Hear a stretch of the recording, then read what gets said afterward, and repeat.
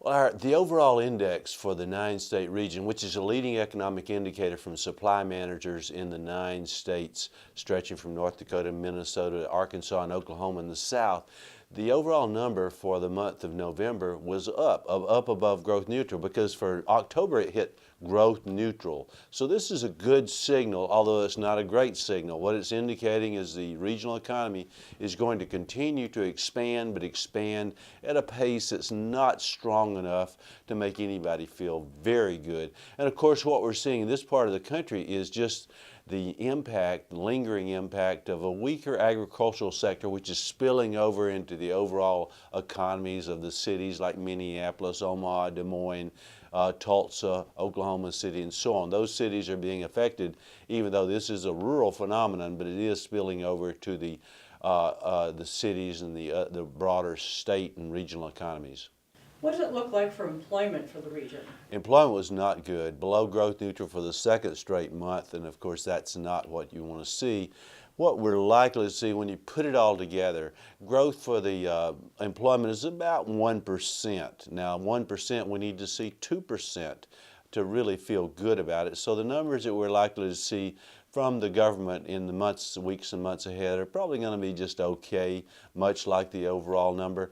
And what this means is that holiday buying, I'm expecting holiday buying this year to be up about 3 to 4%. Now that sounds good, but we need to see 6 to 7 to 8%. So what this is telegraphing to everybody out there, all the businesses, is that this economy still continues to struggle. Even the regional economy now, the national economy has been struggling. So we're sort of, the gap between the two is closing. By that I mean the regional economy is slowing down, the growth is slowing down, just that the national economy is speeding up a little bit. So that gap is closing. Now we ask about sequestration, the government sequestration, federal spending sequestration, where they're cutting $90 billion of spending, and that's slated to go into next year. Not much impact. About 2/3 of the business say no impact, 1/3 say modest impact. So not as much impact as those speaking in Washington would lead us to believe.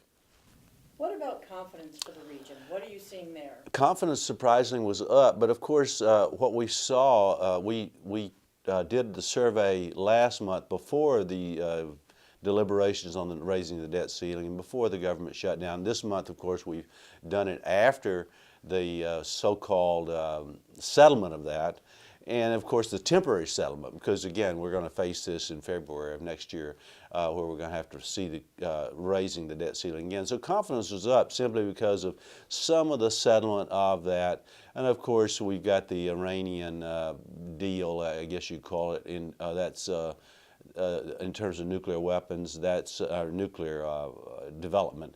That's, of course, giving some positive feelings about what's going on. Of course, also we're getting beyond some of the spillover from the Obamacare, ACA, Affordable Care Act. So the confidence is still not where we'd like to see, but it did improve for the month. What about the lack of a farm bill? Is that taking a toll on the area? It is taking a toll on many of the rural areas, businesses in rural areas, and of course that's again, this is having some impacts on, for example, agricultural equipment manufacturers. That's an important industry for this part of the country. They're taking a hit, even though some of the businesses in there, like Caterpillar and John Deere, they are looking a little bit better. But now that's more of a leading indicator. Our numbers are perhaps a little behind that, I would say, in terms of looking at what's going on in the agricultural sector. So the ag sector is coming down, but still seeing some growth there for the region. What else? The prices paid index was down for the month. Of course, we'd normally like to see that. We'd like to see lower inflationary pressures, but now inflationary pressures at the wholesale level are getting, I won't say dangerously low. They're not dangerously low. They're just low. And of course, that just means that the Fed is likely to keep their bond buying program in place a little longer than what we anticipated. They're going to have their meeting, of course, on December the 17th and 18th. I expect them to be a bit dovish, meaning they're not going to rattle any sabers saying we're going to fight that inflationary, the potential inflation out there. What we are seeing, though, Cindy, is in the not seeing much inflation from the Fed's pedal to the metal money policies, where they really increased the money supply at record paces, at a record pace. Fed was formed in 1913. We've never seen this growth in the money supply that we're currently seeing, but no inflation. But we are seeing asset bubbles. So for investors out there, they need to take a little care here. We're seeing asset bubbles in farmland, and now that's cooling off quite significantly. Farmland prices growth is not nearly as much as we saw previously, but we've got other bubbles like the stock prices, for example. There we're seeing some real buoyancy. I think there's some froth there. Watch out there. Housing prices in some parts of the country, housing has risen at a pace that's just not sustainable. So watch out in buying houses in certain parts of the country. We're seeing year-over-year housing prices growing by 12% again year-over-year. That's too much in my judgment. We've seen prices are still not back to their pre-recession levels, but we're getting very close there.